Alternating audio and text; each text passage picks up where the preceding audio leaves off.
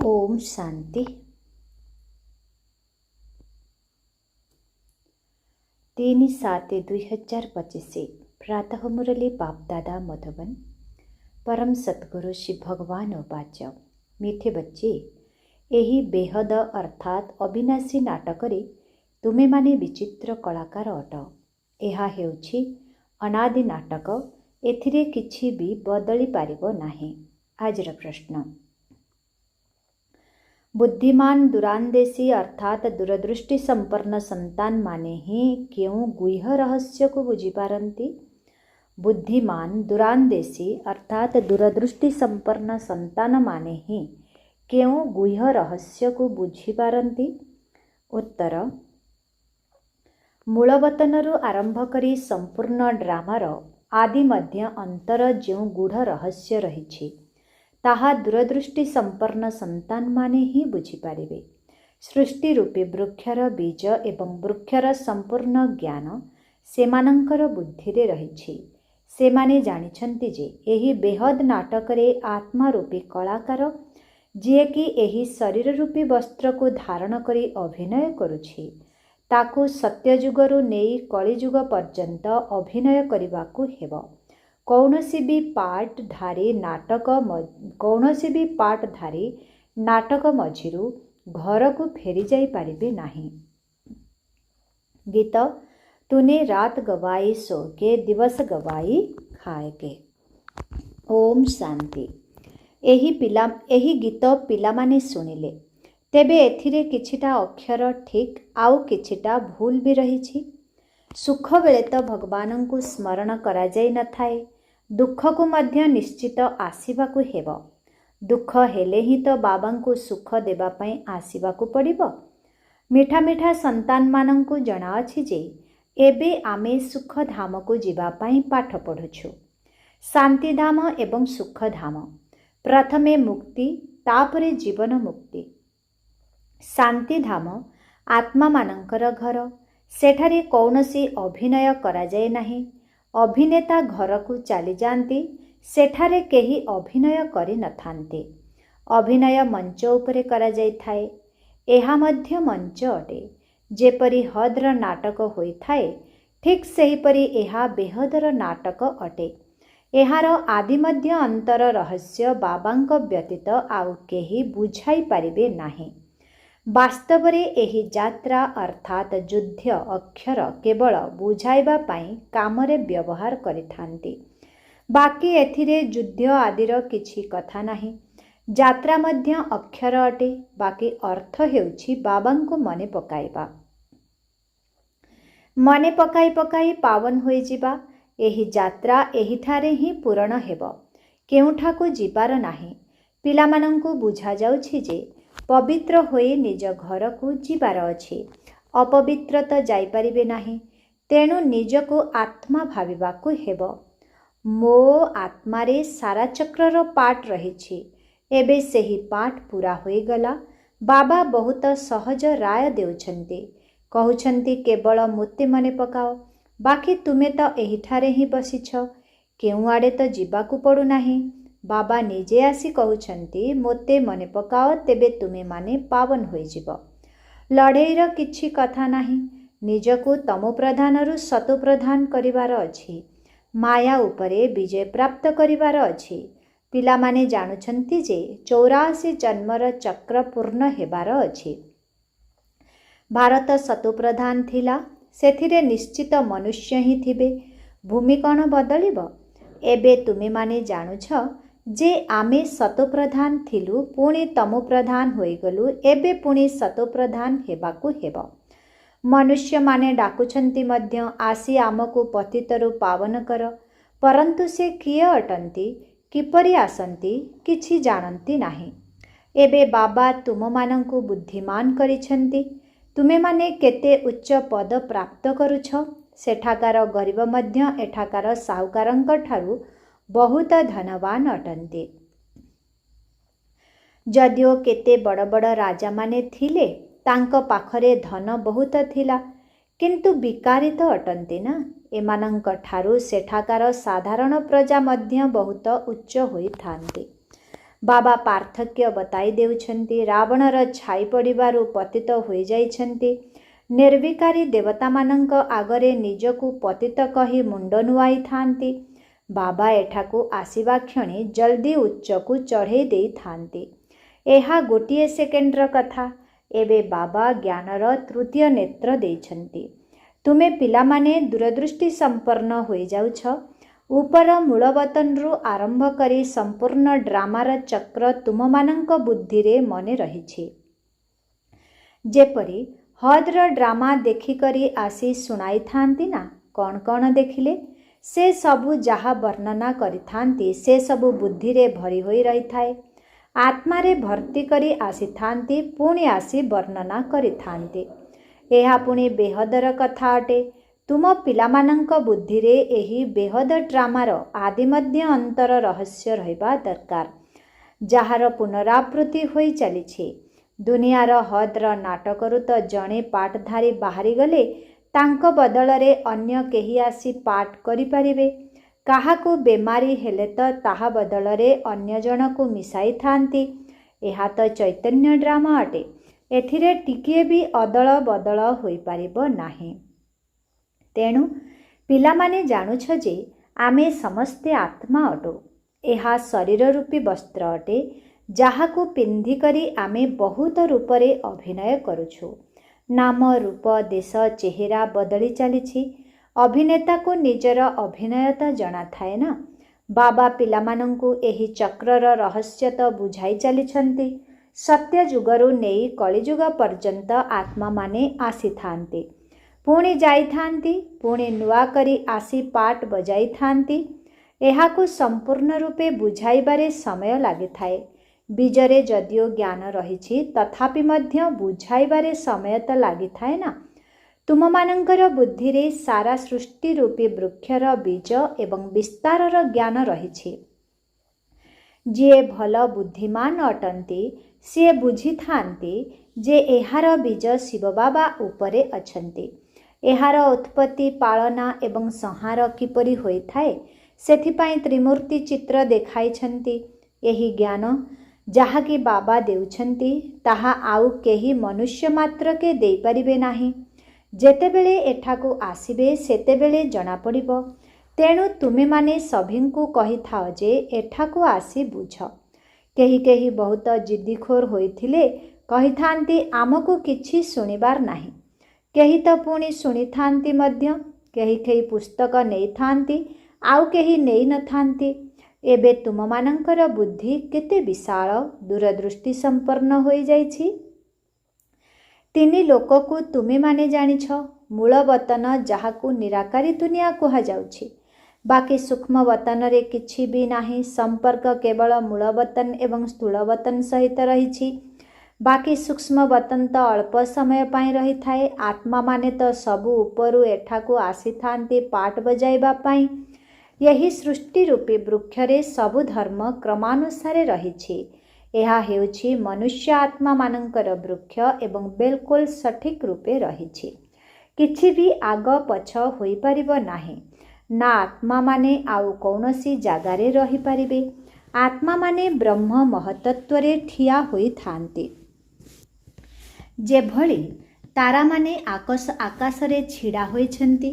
ଏହି ତାରା ସବୁ ତ ଦୂରରୁ ଛୋଟ ଛୋଟ ଦେଖାଯାଇଥାଏ, କିନ୍ତୁ ଆକାରରେ ତ ବଡ଼ ଅଟନ୍ତି। କିନ୍ତୁ ଆତ୍ମା ତ ନା ଛୋଟ ନା ବଡ଼ ହୋଇଥାଏ, ନା ତାର ବିନାଶ ହୋଇଥାଏ। ତୁମେମାନେ ହିଁ ସୁବର୍ଣ୍ଣ ଯୁଗକୁ ଯାଇଥାଅ, ପୁଣି ଲୌହ ଯୁଗରେ ଆସିଥାଅ। ପିଲାମାନେ ଜାଣୁଛନ୍ତି ଯେ ଆମେ ସୁବର୍ଣ୍ଣ ଯୁଗରେ ଥିଲୁ, ଏବେ ଲୌହ ଯୁଗକୁ ଆସିଗଲୁ। ଆତ୍ମାର କୌଣସି ମୂଲ୍ୟ ରହିଲା ନାହିଁ। ଯଦିଓ ମାୟାର ପ୍ରଲୋଭନ କେତେ ବି ରହିଥାଉ, କିନ୍ତୁ ଏହା ହେଉଛି ରାବଣର ସୁବର୍ଣ୍ଣ ଯୁଗ। ତାହା ହେଉଛି ଈଶ୍ୱରୀୟ ସୁବର୍ଣ୍ଣ ଯୁଗ। ମନୁଷ୍ୟ କହୁଛନ୍ତି 6-7 ବର୍ଷରେ ଏତେ ଶସ୍ୟ ହେବ, ଯାହାକି ବର୍ଣ୍ଣନା କରିହେବ ନାହିଁ। ଦେଖ ସେମାନଙ୍କର ପ୍ଲାନ୍ ବା ଯୋଜନା କ'ଣ, ଆଉ ତୁମମାନଙ୍କର ଯୋଜନା କ'ଣ? ବାବା କହୁଛନ୍ତି ମୋର ଯୋଜନା ହେଉଛି ପୁରୁଣାକୁ ନୂଆ କରିବା। ତୁମମାନଙ୍କର ଗୋଟିଏ ହିଁ ଯୋଜନା ରହିଛି। ଜାଣିଛ ଯେ ବାବାଙ୍କର ଶ୍ରୀମତ ଅନୁସାରେ ଆମେ ନିଜର ବର୍ଷା ନେଉଛୁ। बाबा रास्ता बताउछन्ति, श्रीमत देउछन्ति, तांकरी स्मृतिरे रहिबा पाई मत देउछन्ति। मत अक्षर तो रहिछि ना। संस्कृत भाषा तो बाबा कहु नाहांती, बाबा तो हिंदी रे ही बुझाउछन्ति। भाषा तो अनेक रहिछि ना। अनुवादकारी थांती, जेउ माने शुणी पुणी शुणाई थांती। हिंदी और इंग्राजी तो बहुत जानिछन्ति, पढ़ुछन्ति। बाकी माता माने जेउ माने घरे रहुछन्ति से माने एते पढ़ी नाहांती। आजिकाली विदेश रे इंग्राजी शिखि थांती, तेबे पुणी एठाकू आसिले भी इंग्राजी कही थांती। हिंदी कही ही पारंती नाही। घर को आसिले तो माँ सहित इंग्राजी रे कथबार्ता करिबारे लागि पड़ी थांती। सी बिचारी द्वंद्वरे पड़ी कही थांती जे मु इंग्राजी रु कौन बुझिबी। पुणी तांकू खंडी खंडी हिंदी शिखिबाकू पड़ी थाए। सत्य जुगरे तो एक राज्य एक भाषा थिला, जहार एबे पुणी थरे स्थापना करुछन्ति। प्रति 5000 वर्ष परे एही सृष्टिर चक्र किपरि घुरुछि ताहा बुद्धिरे रहिबा दरकार।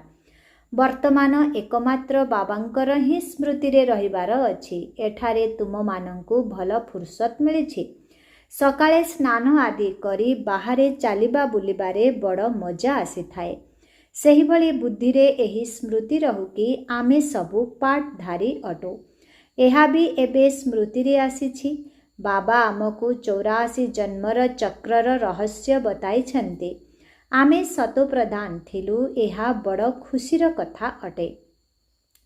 मनुष्य केवल भ्रमण करि चलिछन्ति, सेमानंकर किछि भी प्राप्ति हेउ नाही। तुमे माने तो बहुत रोजगार करुछ, बुद्धिरे सृष्टि चक्र मध्य घुराउ थाओ एवं बाबांकु मने पकाउ थाओ। रोजगार करिबा पाई बाबा बहुत भल भल जुक्ति बताउछन्ति। जेउ पिला माने ज्ञानर विचार सागर मंथन करि न थान्ते, सेमानंक बुद्धिरे माया खिटपिट करि थाए। सेही मानंकु ही माया हैरान करि थाए। अंतररे ए कथा विचार कर जे आमे एही चक्र किपरि लगाइलु। सत्य जुगरे एते जन्म नेलु, पुणी तळकु खसी आसिलु। एबे पुणी सतोप्रधान हेबार अछि। बाबा कहिछन्ति जे मोते मने पकाओ, तेबे सतोप्रधान होई जिवो। चालिबेला बुलिबा बेले बुद्धिरे बाबांकर स्मृति रहिले मायार खिटखिट समाप्त होई जिवो। आउ तुम मानंकर बहुत बहुत फायदा हेबो। जदिओ स्त्री पुरुष साथी होई जाउछ, प्रत्येकंकु उच्च पद प्राप्त करिबा पाई निजे निज पाई मेहनत करिबाकु हेबो। एकाकी जीवारे तो बहुत ही मजा रहिछि। निजर ही धुन रे रहिबे, अन्य केही साथी रे थिबे तो बुद्धि इयाडे सियाडे जीवो। एहा तो बहुत सहज। बगीचा आदि तो सबु जागारे रहिछि। इंजीनियर होइथिले तांकर एही चिंतन चालिबो जे एठारे पोलो तयारी करिवार अछि, एहा करिवार अछि। बुद्धिरे योजना आसी जाई थाए। तुमे माने मध्य घरे बसी बुद्धि को नुआ दुनिया रे लगाओ। यही अभ्यास जारी रख, तेबे जाई तुम भितरे एही चिंतन सर्वदा चालू रहिबो। पाठ पढ़िबा सह धंदा आदि मध्य करिबाकु हेबो। बुढ़ा जवान पिला आदि समस्तंकु पवित्र हेबार अछि। बाबांक ठारू संपत्ति नेबार अधिकार आत्मार रहिछि। पिलामानंक मध्यरे छोट अवस्थारे जदि एही ज्ञानर बीज पड़िबो, तेबे बहुत भल। आध्यात्मिक विद्या आउ केही शिखाई पारिबे नाही। तुमर एही जेउ आध्यात्मिक विद्या रहिछि, बाबा ही आसी ताकू पढ़ाउछन्ति। दुनियार स्कूल रे लौकिक विद्या मिली थाए एवं अन्य सत्संगरे शास्त्रर विद्या मिली थाए, किंतु एहा हेउछि रुहानी विद्या, जाहा तुम मानंकु भगवान पढ़ाउछन्ति। एहा विषय रे काहाकू भी जणा नाही। एहाकू कुहा जाए आध्यात्मिक ज्ञान, जाहाकू आत्मा आसी पढ़ाई थांते। तांकर आउ कौनसी नाम रखा जाई पारिबो नाही। एहा तो स्वयं बाबा आसी पढ़ाउछन्ति। भगवान ओ बाच अटे ना। भगवान थरे मात्र एही समय रे आसी बुझाई थांते। एहाकू आत्मिक ज्ञान कुहा जाए। शास्त्र रे विद्या तो अलगा। शास्त्रर विद्या तो अलगा। तुम मानंकु जणा अछि कि गोटिए हेउछि लौकिक कॉलेजर ज्ञान, अन्यटी आध्यात्मिक शास्त्रर ज्ञान, तृतीय रे हेउछि एही रुहानी ज्ञान। जदिओ केते भी बड़ बड़ डॉक्टर ऑफ फिलोसफी अर्थात दार्शनिक होइथांती किंतु सेमाने शास्त्रर कथा कहिथांती। तुममानंकर एही ज्ञान बिल्कुल अलगा। यही आध्यात्मिक ज्ञान आध्यात्मिक पिता समस्त आत्मा मानंकर जे पिता अटंती से पढ़ाउछंती। तांकर महिमा हेउछि शांति सुखर सागर। कृष्णंकर महिमा बिल्कुल अलगा। गुण अवगुण मनुष्य भितर रही थाए, जहाँ सेमाने उच्चारण कही चली थांती। बाबांकर महिमा को मध्य यथार्थ रीति तुमे जानिछ। सेमाने तो केवल सुआपरी गायन करुछंती, अर्थ किछि जानती नाही। तेणु पिलामानंकु निजर उन्नति विषय रे बाबा राय देउछंती। पुरुषार्थ करि चालिले पक्का होई जिवो। पुणी ऑफिस रे काम करिबा समय रे मध्य एही स्मृति आसीबो। ईश्वरंकर स्मृति रहिबो। मायार स्मृति तो अधा कल्प चलिला। एबे बाबा यथार्थ रीति बसी बुझाउछंती।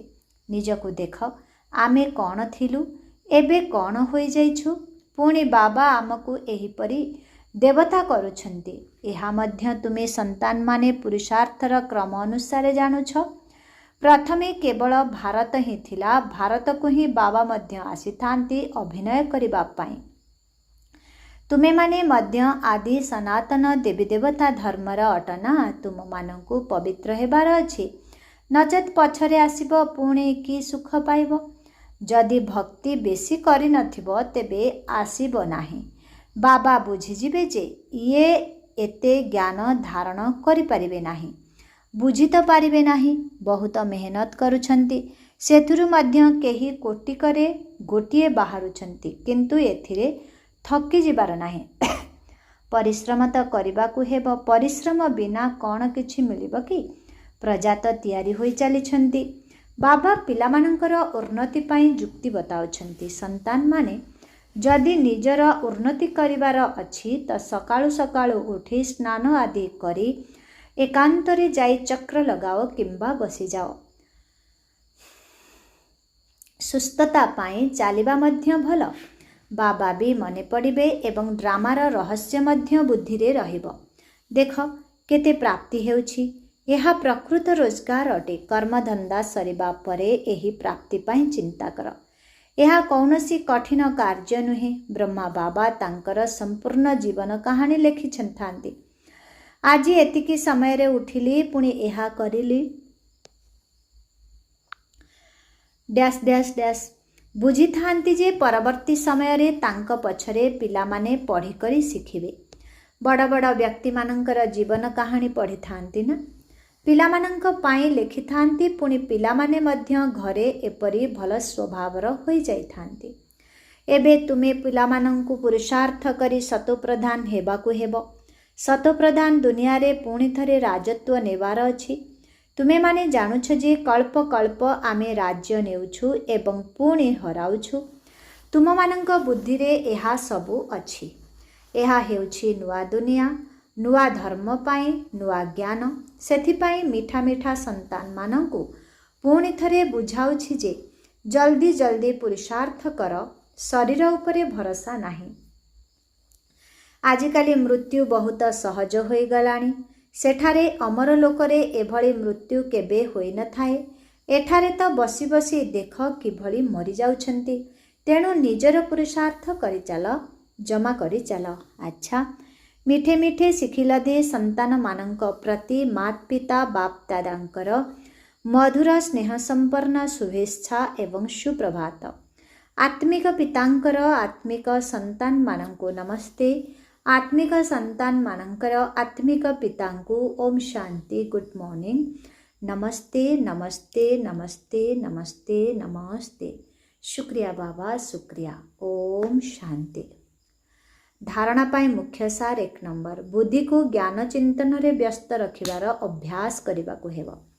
जेतेबेले भी समय मिलुछि एकांतरे जाई विचार सागर मंथन करिबाकु हेबो। बाबांकु मने पकाई प्रकृत रोजगार जमा करिबाकु हेबो। 2 नंबर, दूरदृष्टि संपन्न होई एही बेहदर नाटक को ठीक भावरे बुझिबाकु हेबो। समस्त पाठधारींकर पाठ को साक्षी होई देखिबाकु हेबो। आजिर वरदान, मधुरतार वरदान द्वारा सर्वदा आगकु बढ़ुथिबा श्रेष्ठ आत्मा हुआ। मधुरतार वरदान द्वारा सर्वदा आगकु बढ़ुथिबा श्रेष्ठ आत्मा हुआ। मधुरता एभली विशेष धारणा अटे जहाँकि टांगरा भूमि को मध्य मधुर कर दे थाए। जदि काहाकु भी 2 सेकेंड पाई मीठा दृष्टि देदेव, मीठा बाणी शुणाई देव, तेबे जेकोसी आत्मा को मध्य सबुदिन पाई भरपूर कर दे पारिब। तुमरा 2 सेकेंड्र मीठा दृष्टि बा मीठा बाणी सेही आत्मार सृष्टि को बदलाई देव। तुमरा 2टी मधुर बाणी मध्य सदाकाल पाई सेमानंकु परिवर्तन करिवार निमित्त होइजिब। सेथिपाई मधुरतार वरदान को सर्वदा साथीरे रखिथाओ। निजे सर्वदा मीठा होई रुह एवं समस्तंकु मीठा करि दियो। आजिर स्लोगन, जदि प्रत्येक परिस्थिति रे राजी अर्थात संतुष्ट रहिब तेबे राजयुक्त अर्थात रहस्यर ज्ञानता होइजिब। ओम शांति। अव्यक्त इशारा। संकल्प शक्ति को जमा करी श्रेष्ठ सेवार निमित्त हुआ। संकल्प शक्ति को जमा करी श्रेष्ठ सेवार निमित्त हुआ। जेतेबेले अन्य सबु संकल्प शांत हो जाए, केवल बाबा आउ मु एही भली मिलनर अनुभूतिर संकल्प ही रही थाए, तेबे जाई संकल्प शक्ति जमा होई थाए एवं जोग शक्तिशाली हो जाए। सेथिपाई समाहित करिवार शक्ति बा एकत्रीकरणर शक्ति को धारणा कर। तुमरा संकल्प उपरे शक्तिशाली ब्रेक लागी पारुथिबो, ढिला हेउ नथिबो। जदि गोटिए सेकेंड परिवर्ते अधिक समय लागुछि तेबे समाहित करिवार शक्ति दुर्बल अटे। ओम शांति।